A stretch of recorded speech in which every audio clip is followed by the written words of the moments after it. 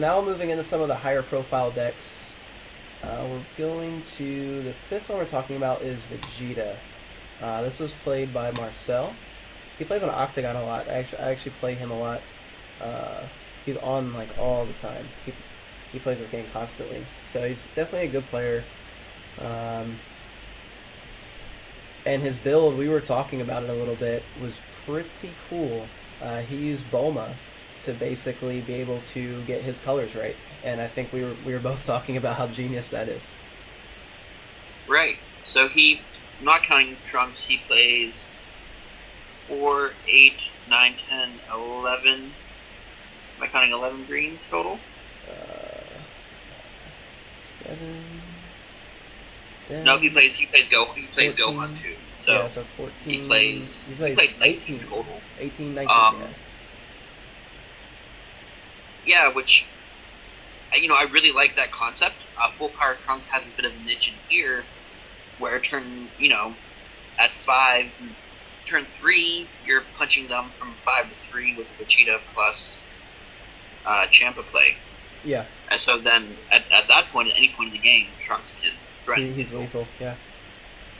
Yeah, no, I think Full Power Trunks is really underrated right now. I'm surprised he isn't getting more play. I know our teammate Bree, she went in with that Trunks deck, the blue-green one, and she played Full Power Trunks, and she said she caught so many people off guard. Like, no one really expects a 4-drop triple strike to come down, especially if you're playing a little more aggressively. If you've gotten down to 3 life, they're not in the best spot, but they're not exactly too worried. But you drop that Trunks down, and that's kind of a game changer.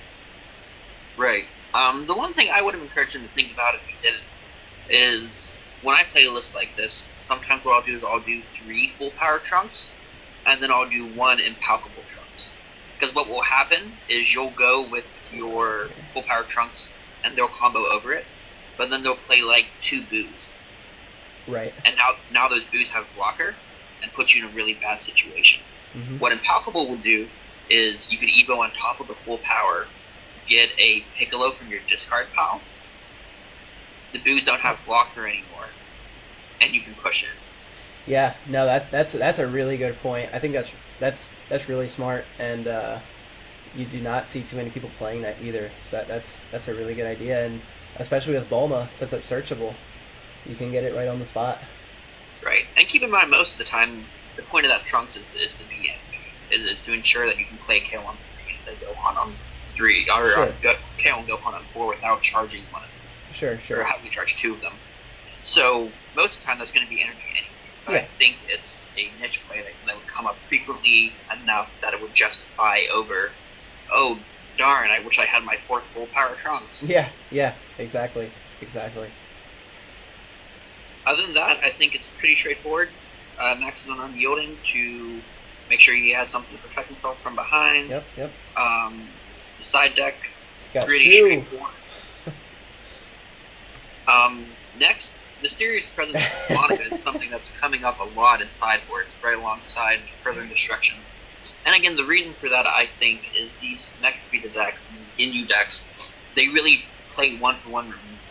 Yeah. It's really about trying to clear your board. If they can clear your board 2 times in a row and still have guys, they're probably going to win.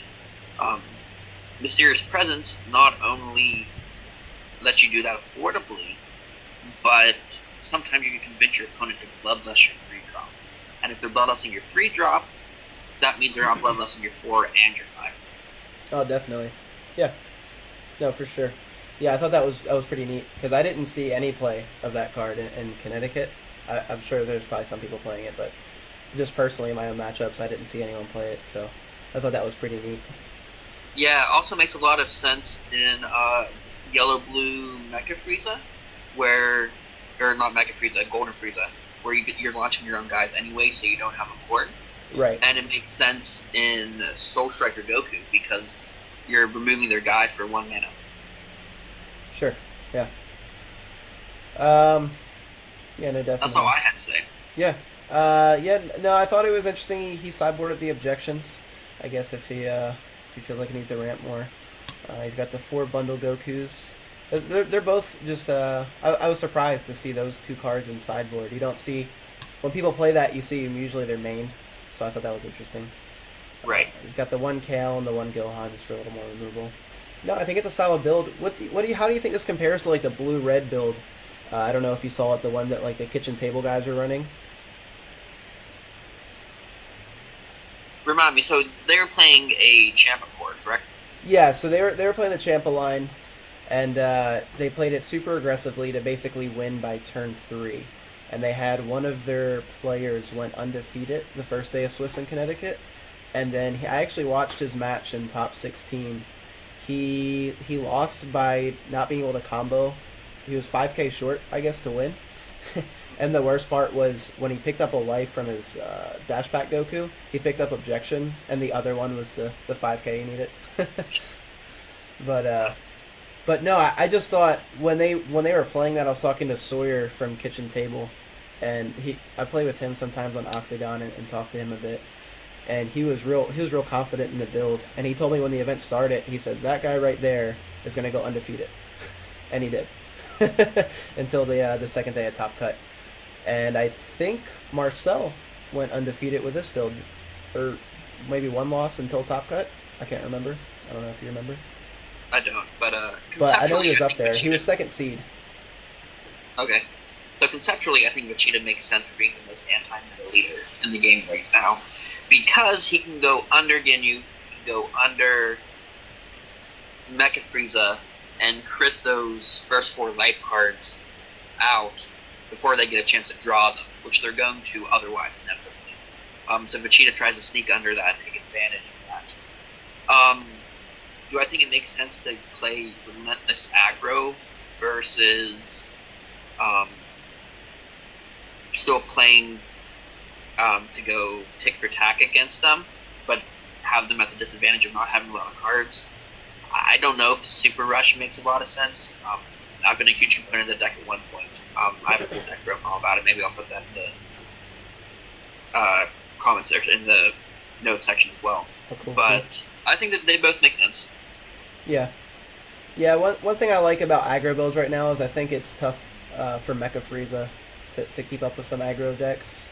I know they were talking about that a lot on stream. Is one way to play against that, the new Mecha Frieza build, is just to kind of push pace the whole time and get their life down to where if you can aggro early, they're going to end up drawing into those objections and Monakas that start to lose value.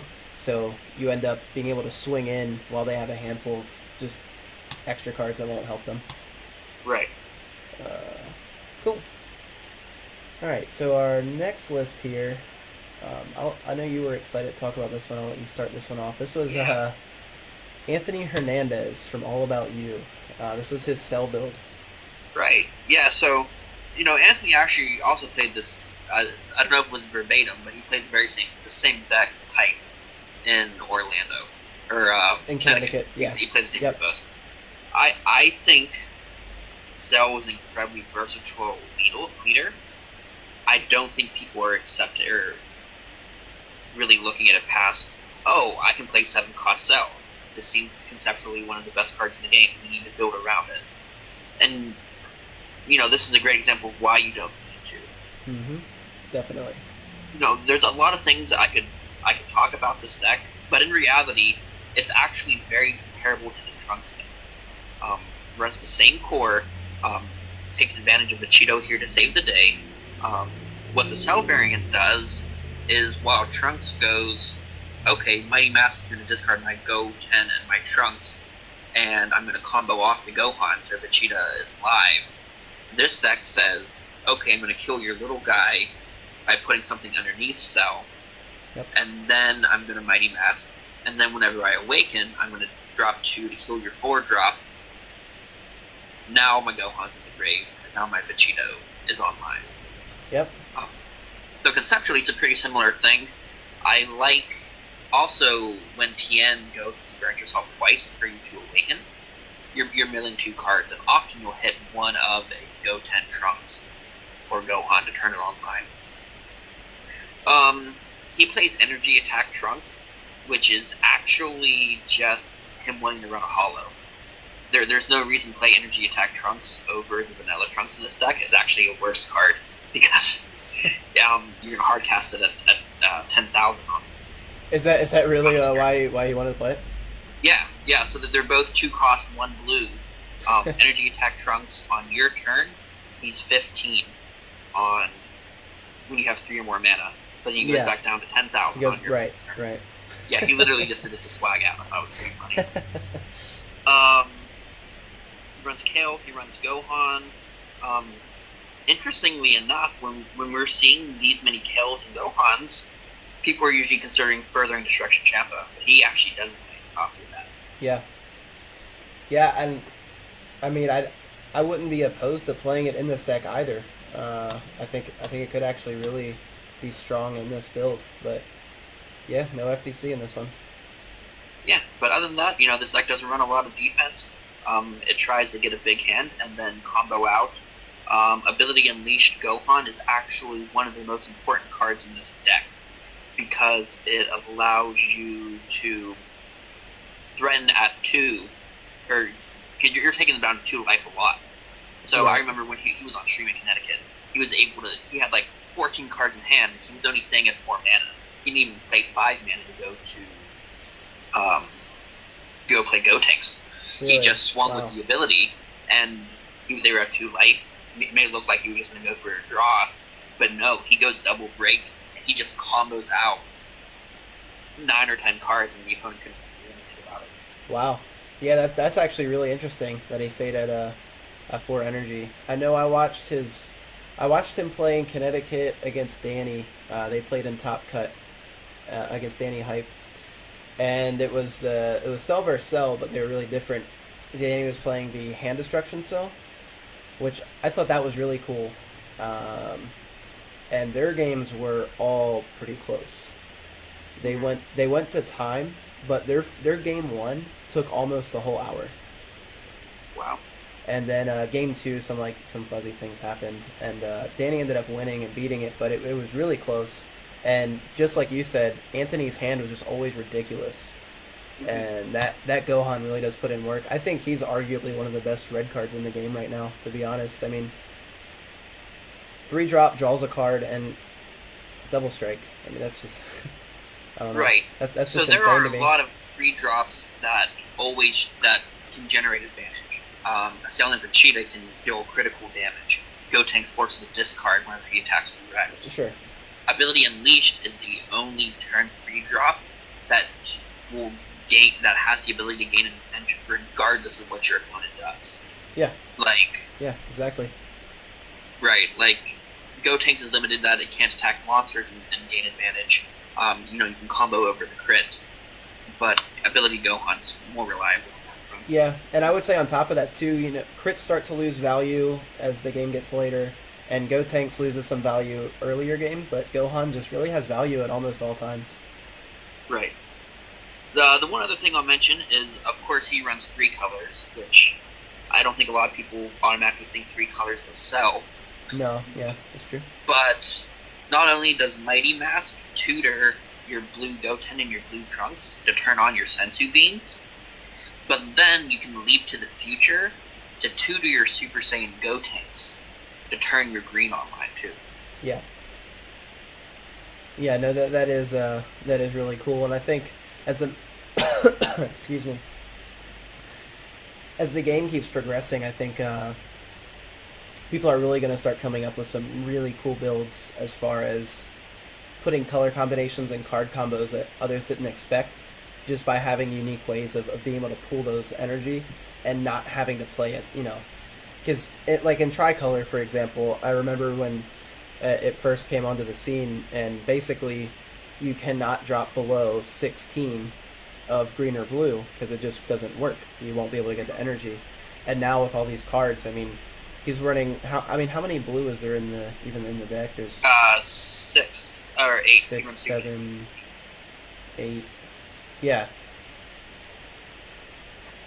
Yeah, which that's crazy, and he can pull it off efficiently every time, and always has access to the Sensu Beans. I think the last thing before we move on, and I saw a lot of other decks in top doing this as well, is siding all negates. I saw a lot of decks not maining their negates. How do you feel about that? I think, it makes sense with this aggressive deck. because you need to be able to combo out your hand Yep. to get yourself down to the 4 cards for here to save the day to resolve. Otherwise, you kind of limit yourself. So it makes sense, and you side out. Like it's kind of what he did with when he was playing Champa. At first, all he did was he used Anthony Hernandez again. He was playing Champa, and he was doing Cabba's Awakening and Jayco's, and then everybody copied him. Right. And then he changed the list to Super Saiyan 3 and Vegeta, but then he ran his negates again. I think it's a good demonstration of understanding the meta and being able to mix people up on that front. I know you said you wanted to move on. I think the one thing I want to point out real fast. Sure. Some people wondering, why do you run Cabba and TN? Because that sounds redundant. And I want to point out that one, again, you need to run as many 0-5s as you can because that can operate efficiently. And two, understand that right now the way people are approaching the Cell matchup, they're trying to get you to 7 mana. They're trying to get you to 5 mana. Because then when you TN down, you're TNing down to 3 or TNing down to 4, which makes it easier for them to go for lethal later on. Cabba is a good response to the meta, playing the meta like that, because you can, on turn 3, you can combo the Cabba for 2, or combo the TN for 2, and then play the Cabba, blow up one guy, and then Cabba puts you down to 4. Yeah. Or if he attacks you down to 5, you don't have to burn yourself. You can just play Cabba at that card. Yep. And you're going to put the other TNs you draw underneath Cell. Yeah, no, exactly. Yeah, I think that's definitely really smart. And kind of considering not exactly the same thing, but something similar in the blue-green Cell is I know I saw the Canada guys. I talked about this deck just a moment ago, Danny's, but Matt Chow also was running the blue-green Cell, and they were working on, they would run 3 TNs and 3 results. Mm-hmm. And they would they had in the side deck 1 TN and 1 results, so they were really versatile in their method of awakening, and I thought that was really neat. That's something that I hadn't personally done, is running 3 of both. Yeah, and I could talk for another 10 minutes about that. Yeah. But that's definitely a way of understanding not only your matchups, but the player itself. Regardless of what the deck matchup is, different people are going to be more aggressive, people are going to be more passive. And that's having access to both of those cards not only lets you outplay the matchup, but outplay the player's play style as well. Yeah, no, for sure. But yeah, so that was Anthony's deck. Did he make top 16 in this event? I don't recall. I know the other Cell decks, they all ran the discard heavy package. Yeah, we already kind of hit on that, and we had talked about this before. I think it's really tough, especially when you get to that top cut and you're playing against really skilled players and people that know how to play around it. The whole deck is, when you play Cell with the 7-drop, the whole deck ends up kind of catering to it, and it really loses versatility. Whereas, I guess that's a good segue into the leader that we are going into next. This was the second place in the tournament, and it was ran by Chad Kaplan, and it was the Android deck. It was the red-green, and he did run the Cell chain, but what's really nice with that Android leader is it gives you access to so many more options that you can go with. Right. So how much experience do you have with the red-green list? The red-green, I've played against it plenty of times. I played it. I messed around with it right at the beginning of the format, and I just didn't. I don't know. The deck just didn't appeal to me, so I kind of moved on pretty quick.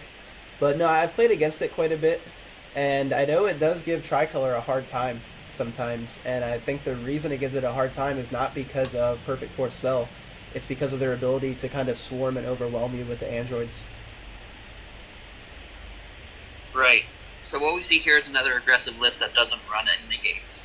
Yep. There's a lot of effort into comboing low, or comboing a lot of low cards. We talked about how you get more options because now 17 and 18 are now 2 drops and 4 drops instead of 3 and 5. Sure. The Mega Frieza decks and the Ginyu decks, they honestly, they struggle against 25k plus bodies. Um, Determined Gohan can kill them pretty unconditionally. Kale sometimes can, but usually you're playing those on curve, and you won't have a lot in the late game. So you're often resorting to your Go tanks being able to kill it by battle. Sure. And this deck being able to play reliably 25k bodies, turn 4, turn 5 consistently, can be a struggle. Yeah, no, that +5 from the leader is really, it's crazy, and even just the two twins. I mean, being able to play a 2-drop that's 20k that you can restand is insane. I mean, in set 1, I was playing a Ginyu Force deck, and the Ginyu Force deck I played ran no extra cards at all, and the biggest drop in the deck was Mecha Frieza. And aside from that, it was just all 0 for 5k combo cards and FDCs, and it would really catch people off guard. Just because you run the pool and the Sui or whatever, and you can just kind of overwhelm them. And in this deck, that does the same thing more efficiently by dropping a 2-drop for 20 that can keep attacking. And that's pretty wild to me. Yeah. I think all things considered, honestly, I think this is kind of the poster child for the red green Android deck. You run the Mighty Mask engine to get to your Trunks. Yep. You run the Cell Core. There's people debates on how many 17 versus 18s, how many 5-drop 18s, how many 5-drop Sure. 17s. Do you run 3 perfect cells, 4 perfect cells? But other than those nuances, I think this is a pretty stable list. I agree. A guy from our locals, Leonard Ludwig, he played a similar deck to this, a red-green Android deck. And one thing I liked that he did was when he went up against any yellow, he would actually side out the entire cell chain.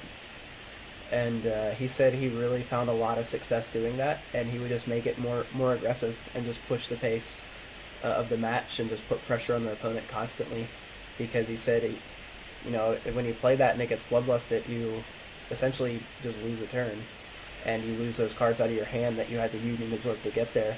So he said he just doesn't do it, and I think the only tricolor he lost to was the Hill Twin, and he was on the Twitch stream, and that was, I think he went 6-2, yeah, and that was his only loss to tricolor. I think he beat 3 other ones, so I thought that was pretty neat. Yeah, no, I think that idea makes sense conceptually. Obviously, they didn't do it here, but yeah. I think it would be worth exploring, especially as we move forward, and if we assume that yellow is going to remain as popular or slightly more popular. Right. But yeah, now and the side deck seems pretty standard. We already talked about the negates, and the FTC is pretty cool. But aside from that, he's got his revenge blocker in there. I think that definitely does help against those matchups. He's got I'm assuming the father-son Kamehameha in the mirror. Yeah. And then the Jacos also for the mirror or the cell. Cool. Anything else you want to hit on? Not really. I think Vados is interesting. Again, we were talking about how Ginyu and Mecha really relies on killing these 20 and 25Ks in battle after a while. And Vados says, nope, you're never killing in battle. Negate. Yeah, definitely. Cool. Alright, and moving into the last deck that we're going to talk about today. This was the first place winner. This was George Fernandes. And he ran the Mecha Frieza, the draft box leader. And this is a build I know I've talked to you about a ton. Clearly it saw a ton of play in Orlando. It was probably the most popular deck. There were, 12 of 32 where this was the leader that they played. And the leader itself was just kind of nutty. If you aren't experienced with this deck yet, basically you're looking for Objection and Manaka in the early game. And what the leader does is he lets you play your Manaka for free. So a lot of people are calling it like Pot of Greed because it draws you 2 cards. And then Objection, you can play now turn 1, since it drops Objection down to a 1-cost card. And I was just playing against this deck earlier, and the person I was playing dropped 2 Objection and 2 Manakas turn 1, awakened, and it's just so hard to come back from that. They're basically playing 2 turns up on you with a huge hand, and they're just going to keep generating hand advantage now because they're awakened. But moving forward through the list, it's slightly reminiscent of Tricolor. You get into green and you see your Gotenks, you see the Gohans and the Kales for removal. He runs 4 of each, and obviously you have your Bloodlust. One thing that is different though is and I hadn't seen many people doing this in the deck, is he runs that Ready to Strike Piccolo with the fully trained Super Saiyan Son Gohan, and I thought that was really cool. I've been experimenting with the deck a lot, and Ready to Strike Piccolo just kind of was like, whoosh, that is an awesome idea, and I've been testing it, and my results have been way better since throwing this card in. I really like it. And but yeah, overall, it seems very similar of what most people are doing with the deck as far as kind of converting over from Tricolor Ginyu to this draft box leader. What do you think, Richard? When I was looking at the top 32 lists, there were 2 decks that I expected to win. I expected this list, and I expected the hand destruction focus Frieza list. Which one? There was another Frieza list that focused on hand destruction. Oh, right, yeah. Cell Sure. absorption. And it was really cool. But I see the guy's logic. What was the name of the man that won this event? George Fernandes. Yeah, kudos to George. Like, I guess the way I look at this, the Mecha Frieza deck, for most people, was going to play the same as the Ginyu deck. Right. They were going to change a couple cards, but the concept, the tempo of the game was going to feel pretty similar for the most part. Maybe the early games turned a little more explosive, but similar. And if you played those Ginyu mirrors, you knew it was all about getting a bigger body on the board, and protecting it, and staying up on the summon. What I like to say, having more guys on the field than they do. So I feel like he took that concept and he was like, okay, so they're going to have a big hand on 3, they're going to have a big hand on 4, and they're going to try to get a larger board.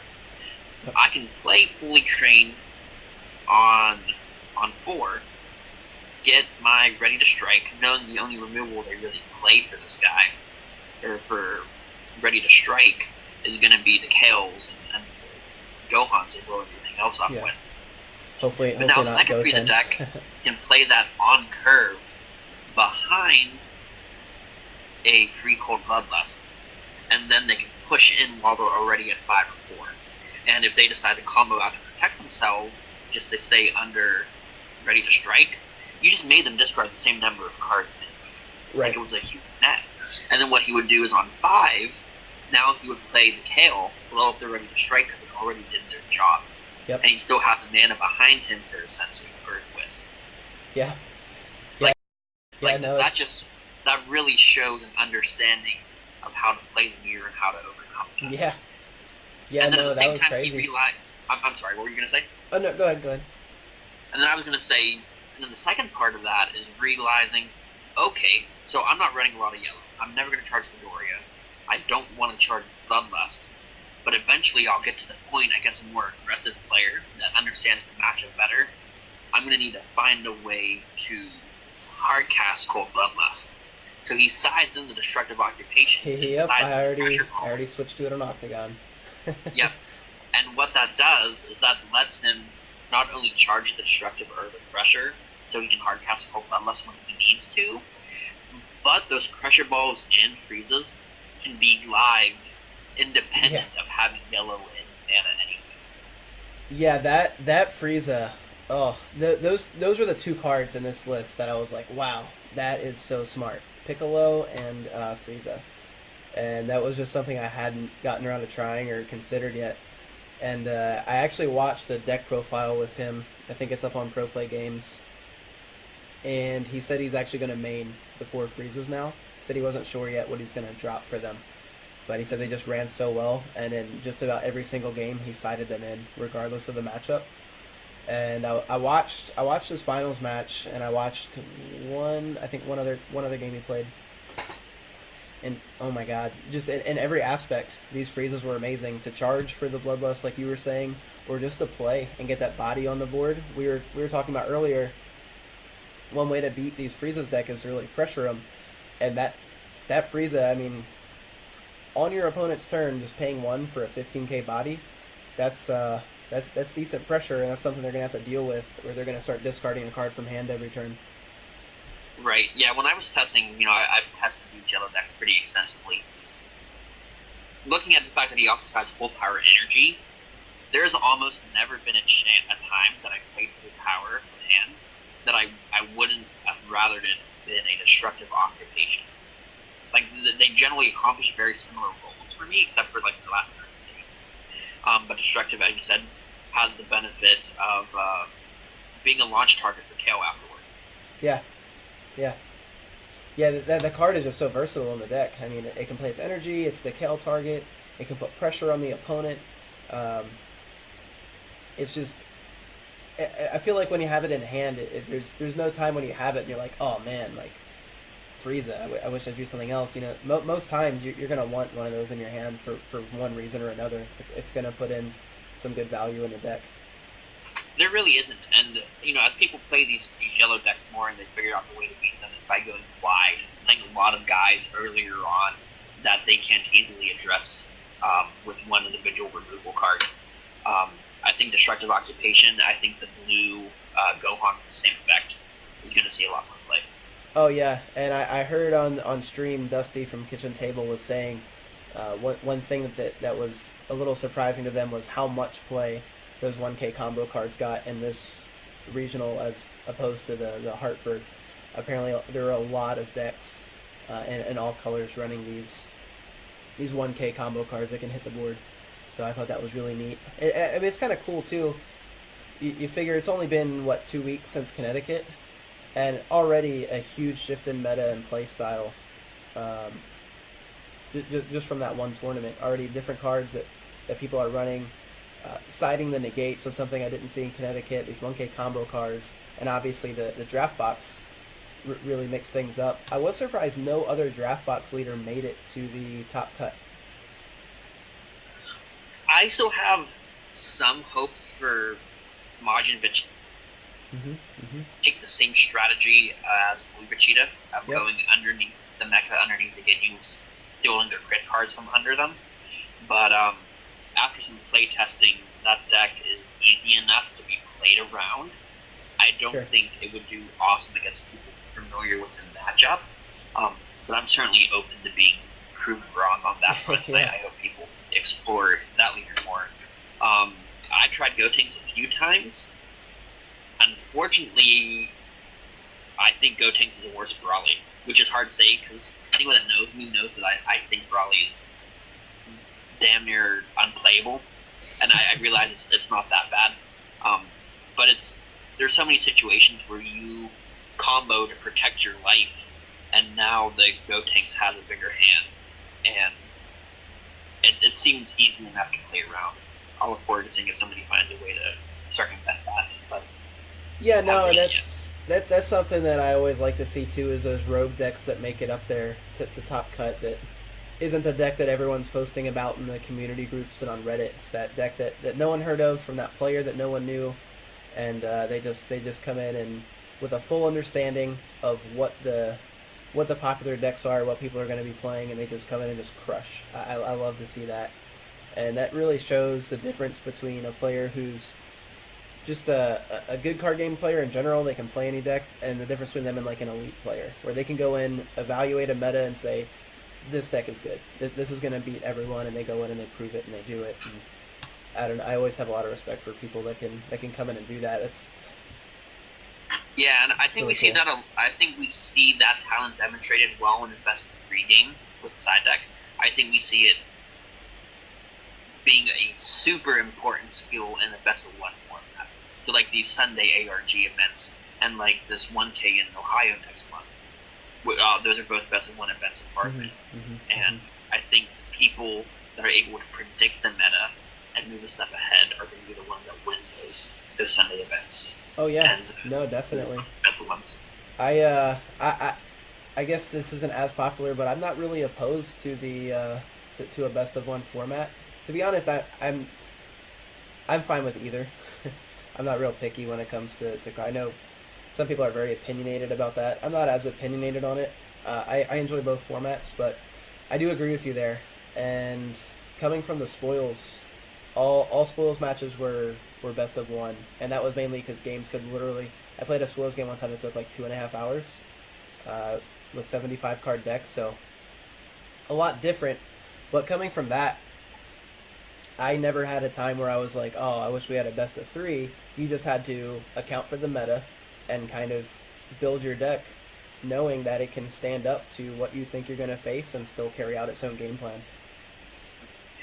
Yeah, and I think go in length on this topic is another video, and I think we're wrapping up. Oh, but, yeah. The one thing that I will say is, in 10 years of playing competitive card games, the people that improve the fastest and have the biggest leaps in their development are individuals that challenge frequent assumptions. Yep. Ones that go against the norm. Ones that assume, hey, maybe this bad card isn't so bad. Ones that assume, okay, maybe the staple 7 cell that has the potential to discard 10 cards from your hand, maybe it's not actually the best card. Yep. When you make assumptions like that, it limits your ability to be creative, it limits your ability to be innovative, it limits your ability to challenge the status quo.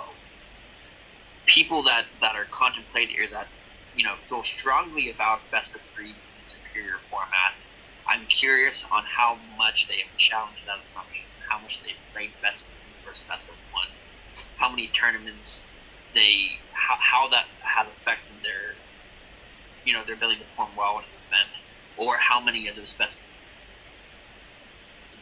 did they lose when they wouldn't have lost otherwise, or vice versa. Yeah. But challenging assumptions, it's important.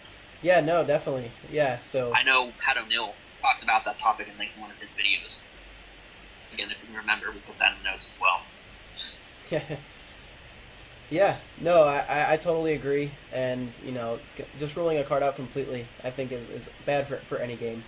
There's a use for everything, and as your deck building, go through and just it was just like Frieza. As soon as Frieza Leader came out, I went through every extra card, and I just made a list of every extra card. I was like, oh, this would be cool, this would be cool, this would be cool, this would be cool. Cards that I've seen play, cards that I haven't seen him play, and I do that a lot with different leaders and look at different synergies, and I think it's a really good point. Two of the cards we talked about today, or two of the decks we talked about today, main deck up at 215 vanilla. I think that's all we have to say about eliminating any card from your consideration. Yeah, definitely. All right, cool. Well, is there any last notes you want to add before we wrap this video up? No.